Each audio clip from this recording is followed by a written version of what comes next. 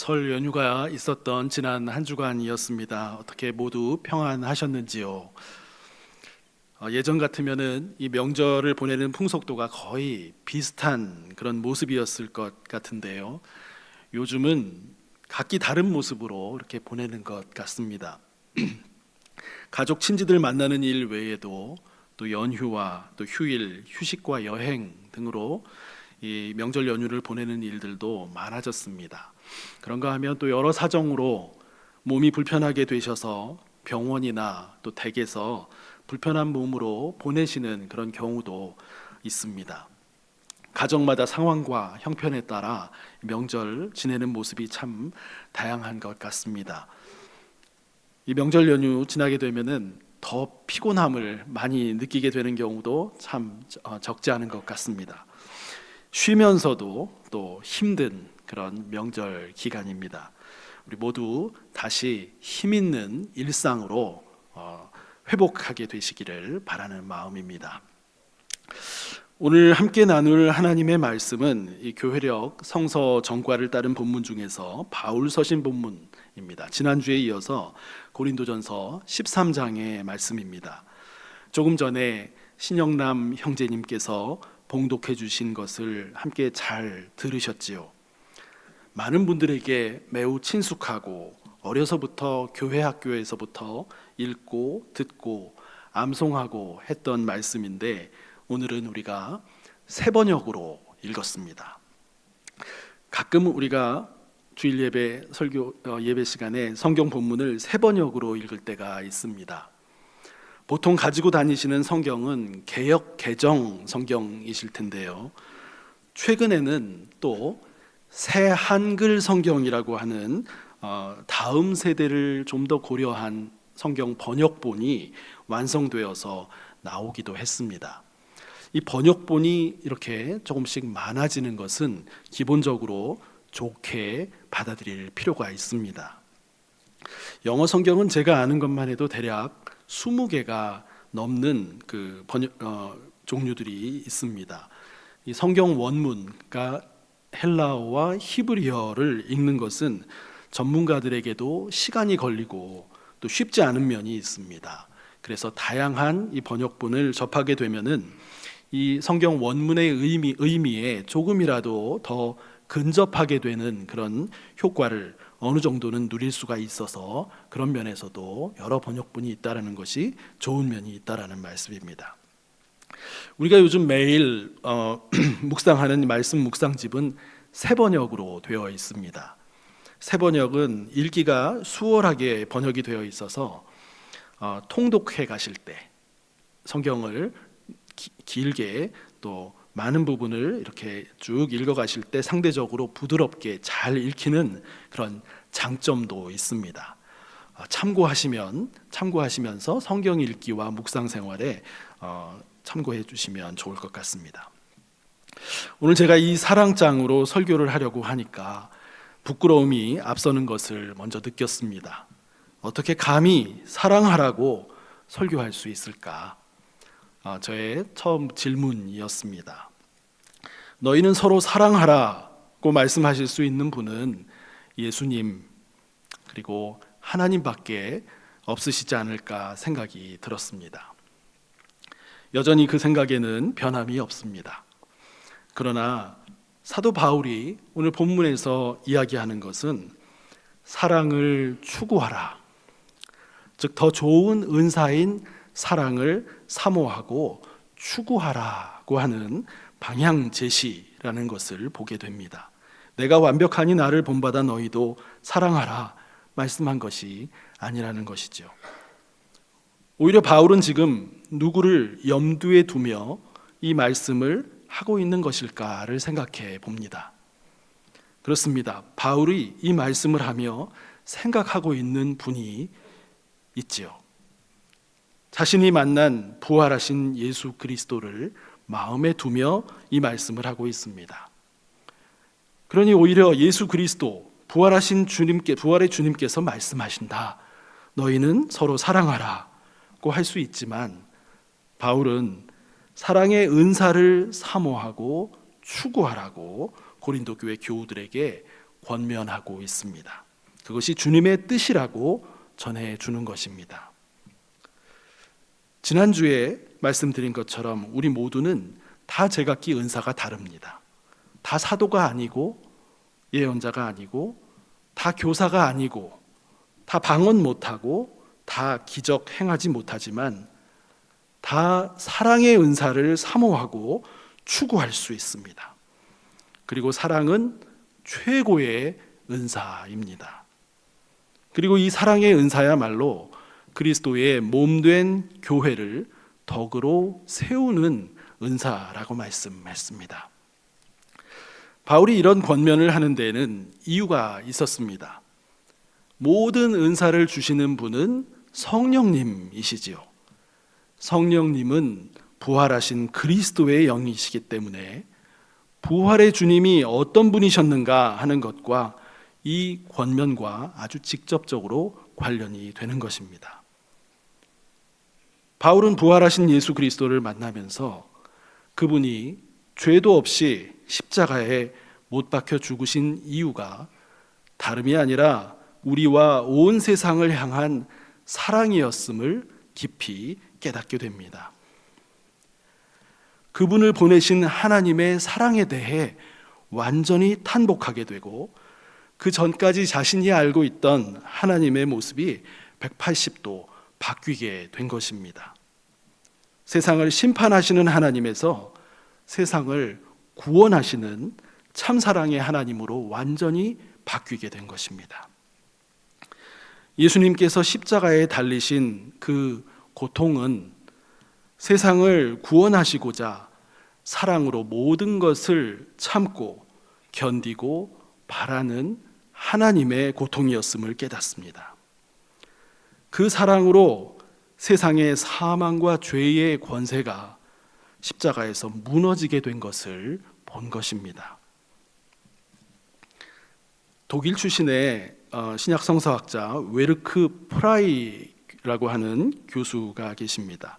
최근에 출간된 그의 책 요한복음과 만나다에서 그리스도께서 사랑으로 십자가에서 고통스럽게 인내하며 죽음을 맞이하실 때 보이지 않는 그 이면에서는 하나님께서 준비하신 새 세계가 은밀하게 모습을 갖추며 조성되고 있었다라고 이 통찰력 있는 십자가에 대한 묵상을 보여주는 것을 보았습니다.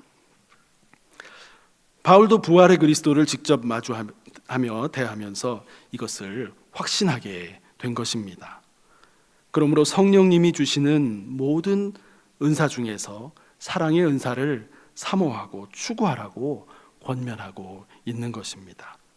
사랑만이 그리스도의 뜻에 완전히 부합하기에 그런 것이지요. 오늘 본문의 1절부터 3절은 다른 모든 좋은 은사와 선한 행실과 큰 믿음과 구제와 헌신이 있다고 해도 이 사랑이 없으면 아무것도 아닙니다. 말씀합니다. 아무런 이로움이 없다고도 말합니다. 별 소용이 없다고 들립니다. 저는 이 부분을 읽으며 제 할아버지 생각이 났습니다. 제 개인적인 이야기를 좀 하는 것을 용서해 주시기 바랍니다. 제 할아버지께서 96세에 하나님의 부르심을 우리 나이로 96세의 부르심을 받으셨는데요. 94세 5세 되셨을 적쯤인데 할아버지와 함께 집에서 자주 대화를 나눌 때가 있었습니다. 12년 전 정도에 제가 유학을 마친 뒤에 귀국해서 한 집에서 할아버지와 함께 1, 2년 정도를 함께 지내던 때였습니다. 그때 할아버지께서 참 자주 하시던 말씀이 두 가지가 있었는데요. 저희 집은 충청도에 뿌리가 있는 집안이어서 이런 식의 말씀을 하셨습니다. 별것 아니요, 이런 말씀 하시고요. 다 소용없어 라는 말씀을 저희 할아버지가 너무 자주 하시던 그런 말씀이었습니다. 제가 뭐 좀 특별한 거 좋은 것 말씀드리면 별것 아니요 이렇게 말씀하시는 거죠. 소용없어 이렇게요. 너무 자주 듣다 보니까 저희 집안에 그 말씀이 유행어가 되었습니다. 그래서 아버지와 어머니와 대화하면서도 무슨 어떤 일이 이슈가 돼서 그 일을 이야기하면서도 어느 순간 서로 바라보면서 별것 아니여, 소용없어, 이렇게 이야기하면서 그 이슈를 털털 웃어버리며 넘어가는 그런 때가 있었습니다. 긴 인생을 돌아보시니 정말 소중한 것은 그런 게 아니라는 말씀이 숨어 있는 것을 느꼈습니다. 바울의 말씀이 아무리 대단한 은사와 지식이 있어도 사랑이 없으면 아무것도 아니다, 아무 이로움이 없다, 소용없다, 이렇게 들리는 것에서 사랑이야말로 정말 중요하고 소중한 것임을 확인하게 됩니다. 사도 바울은 지금 고린도 교회 형제 자매들 공동체를 향해서 편지를 쓰고 있고요. 교회 공동체는 이 편지를 함께 들었습니다. 누군가가 큰 목소리로 읽어 주었을 것이죠. 오늘날 우리는 개인적으로 이 편지를 대하고 읽으며 개인적으로 생각을 하곤 하지요. 사랑은 참 어려운 것이구나. 나 같은 사람은 특별한 은사도 없는 것 같고 사랑도 없는 것 같은데, 또 사랑이 어떤 것인지 그 내용을 보게 되면 나에게 해당되는 것은 찾기가 쉽지가 않고 어쩌면 실망과 낙심과 좌절이 생길지 모르겠습니다. 4절에서 7절 말씀에 이 사랑의 특성들을 바울이 열거하고 있는데요, 우리 개인의 삶에 적용을 해보면 사랑의 근처에도 못 미치는 자신을 발견하기 되기 쉽기 때문입니다. 바울이 편지를 썼던 그 고린도 교회 공동체 안에는 말을 참 천사같이 잘하는 사람도 있었고요, 예언하는 능력이 있는 목회자와 같은 이도 있었고요, 심오한 비밀과 지식에 대한 통찰력이 뛰어난 이도 있었고요, 믿음이 강한 이도 있었습니다. 소유를 나누어 주는 일에 아주 잘하는 이도 있었고요, 자기 몸을 희생할 줄 아는 이도 있었습니다. 그런데 그들 모두에게 만일 사랑이 없다면 아무것도 아니라고, 소용없다고 바울이 말씀하고 있는 것입니다. 이러한 편지의 내용을 공동체가 함께 들었을 때 어떤 일이 일어났을까요? 아마 지금 우리 개개인이 성경을 읽을 때 느끼는 생각과 비슷한 점도 느낄 수 있었을 것 같습니다. 개인적으로 부족함들을 생각하면서 말이죠. 그러면서도 개인의 인격 수양의 문제에 갇히기보다 공동체를 생각할 수 있었을 것입니다. 바울은 개인이 수양을 잘해서 이런 사랑의 덕성을 모두 몸에 익히고 높은 도덕군자가 되라는 말을 하고 있지 않습니다.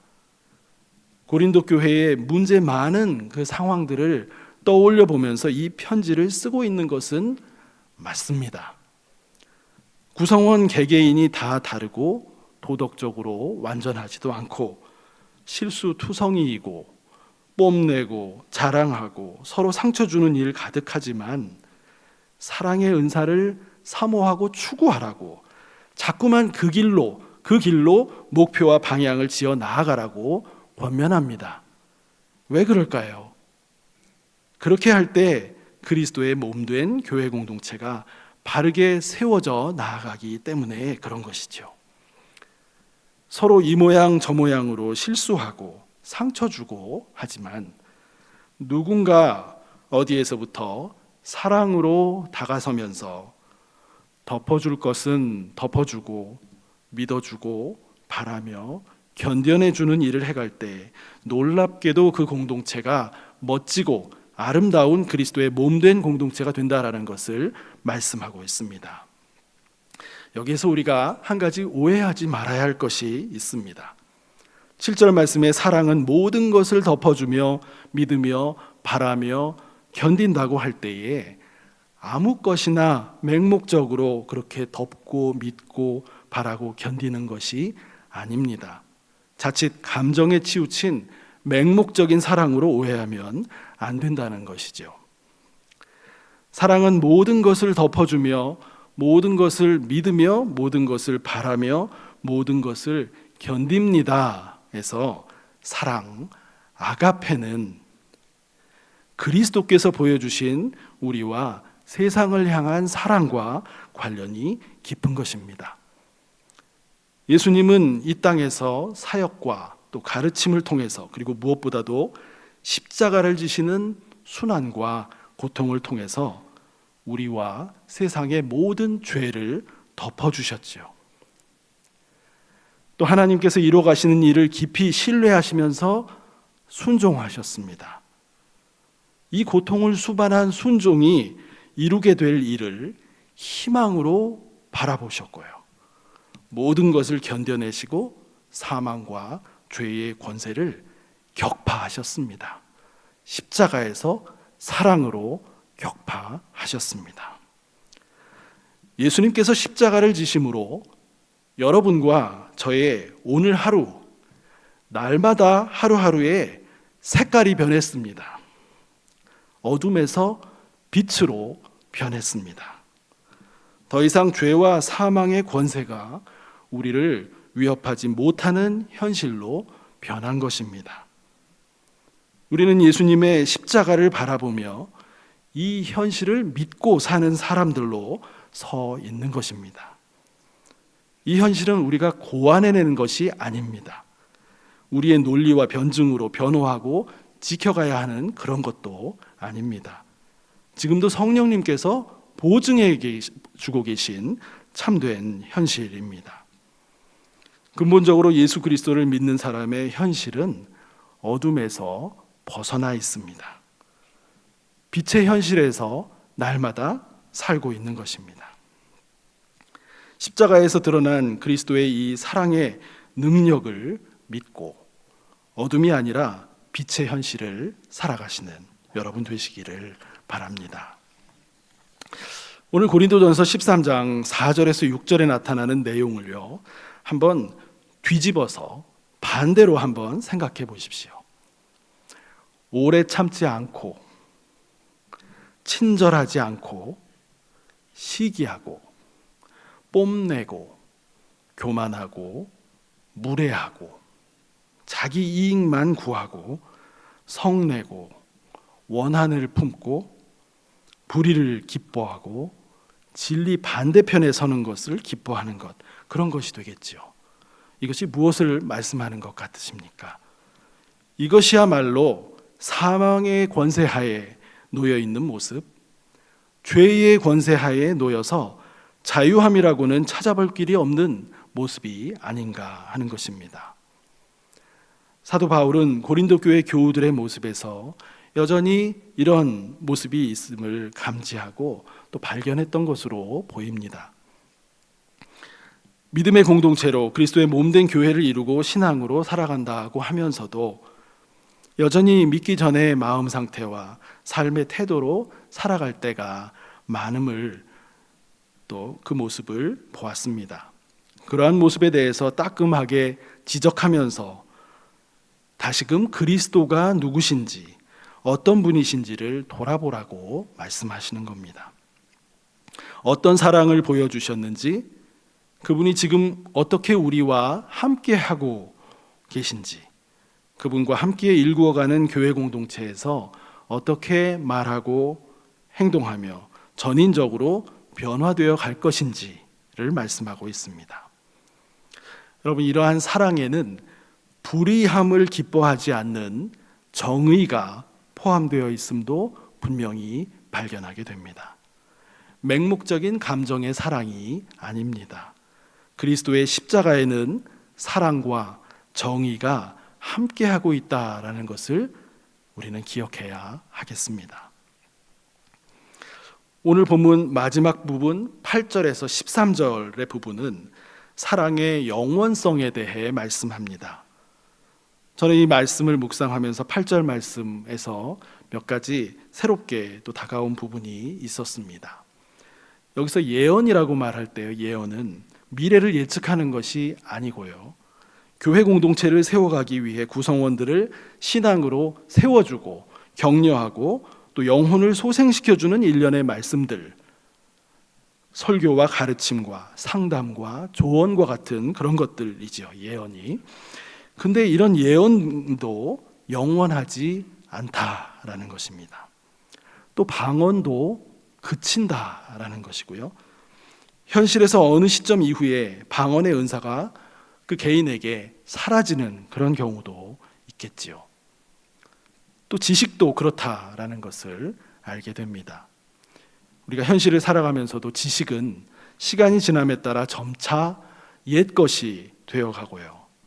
또 급기야는 폐기 처분 단계까지 이를 수도 있습니다. 그런데 바울은 지금 또 현실만 이야기하는 것 같지 않습니다. 그리스도의 부활에서 본 그 미래의 새 창조가 임한 새 현실을 바라보고 있습니다. 그 희망의 미래 속에서는 당연히 예언도 방언도 지식도 그치고 사라지는 것임을 더욱 분명히 보게 된다는 것이죠. 영원한 것이 아니라는 것입니다. 바울은 그 미래의 부활의 새 창조의 빛 속에서 온전한 것이 오는 것을 보았습니다. 그 빛에 비춰보니 우리의 지식은 매우 부분적인 것이고 또 예언하는 그 모든 것도 매우 부분적인 것에 불과함을 알았던 것입니다. 어린이의 순수성과 천진난만함은 자연스럽고 참 귀한 것이지만 바울은 이 어린아이와 어른의 비유를 들면서 현실의 여러 은사들, 예언, 지식, 방언과 같은 것들을 어른의 안목, 즉 부활의 빛 속에서 바라보는 안목으로 보면서 그 반대로 그 자체로만 판단하고 또 자랑하고 교만해지는 그것을 어린아이와 같은 태도에 비유하면서 그 어린아이와 같은 태도를 버리게 되었다고 말합니다. 많은 부분 고린도 교회 안에 있었던 많은 그 어려움과 분란의 그 문제들이 이 어린아이 수준에서 만들어지는 문제임을 깨우쳐주고 있습니다. 현실에서 우리가 인지하고 생각하고 판단하는 모든 것은 그것이 아무리 첨단을 달리고 또 명쾌하고 폭이 깊고 넓다고 해도 그 당시에 청동 거울에 비추인 그런 이미지 모습처럼 희미하고 또 부분에 불과하다라는 것을 말해줍니다. 온전한 것이 올 때에는 하나님과 또 우리 서로가 얼굴과 얼굴을 대면하여 볼 것을 말씀하면서 그 온전한 것이 올 영원과 또 현실과의 질적인 차이가 있을 것을 말해줍니다. 온전한 것이 올 때에는 모든 예언, 지식, 방언과 같은 은사들이 폐해집니다. 그러나 여전히 작동하는 것이 있는데 그것이 사랑이라고 바울은 통찰하며 말씀해주고 있습니다. 그리스도의 부활 안에서 볼 수 있는 가장 빛나는 것이 하나님이 세상과 우리를 향하신 그 사랑이듯이 그 부활로 시작된 새 창조의 완성이 도래하는 그때 하나님을 대면하며 바라보게 될 그때에도 여전히 유효하고 오히려 왕성하게 작동하는 것이 있는데 그것이 사랑이라고 말씀합니다. 사랑은 영원함을 말씀하고 있는 것입니다. 믿음도 소망도 너무나 귀한 것이 틀림없지만 온전한 것이 올 때 여전히 왕성하게 작동하는 이 사랑에 비한다면 바울은 그 중에 으뜸은 사랑이라고 말씀합니다. 사도 바울의 고린도전서 13장을 묵상하면서 영원한 것은 사랑이라고 하는 것을 분명하게 기억해야 하겠습니다. 일시적이고 지나가는 것들에 지나치게 매여서 영원한 것을 소홀히 하는 우를 범하지 않도록 우리 삶의 태도를 조율하는 그런 지혜를 얻어야 하겠습니다. 사랑의 내용이 어떤 것인지 우리 삶에서 돌아보고 구체적으로 적용해 보면서 그 반대의 경우가 얼마나 부자유하고 어둠에 갇히는 일인지를 깨달아야 하겠습니다. 교회 공동체를 넘어서 오늘날 우리 사회가 또 너무나 이 반대의 방향으로 치닫고 있는 그런 현실을 생각하면서 우리부터 반성하고 또 기도해야 하겠습니다. 이 모든 것의 기초와 기반을 제시해주고 계신 분은 부활하신 예수 그리스도이시며, 그분이 자신 지신 십자가의 고통과 사랑이 오늘 우리 삶의 현실을 완전히 바꾸어 주셨다라는 것을 우리가 기억해야 하겠습니다. 어둠의 현실이 아니라 실제로 십자가로 인해서 이루어진 현실은 우리 안에 빛의 현실이라는 것을 우리가 기억해야 하겠다라는 말씀입니다. 이러한 사도 바울의 믿음과 통찰이 오늘 우리 삶에도 이루어져서 죄와 사망의 권세의 그 위협이라는 온갖 어둠에 사로잡히지 않고 생명과 부활의 빛 속에서 삶을 살아가면서 생의 무거운 짐을 벗어버린 가벼움과 또 자유함의 은총이 우리 교우 여러분 모두의 삶 속에 가득하시기를 주님의 이름으로 축복합니다. 우리 함께 기도하시겠습니다.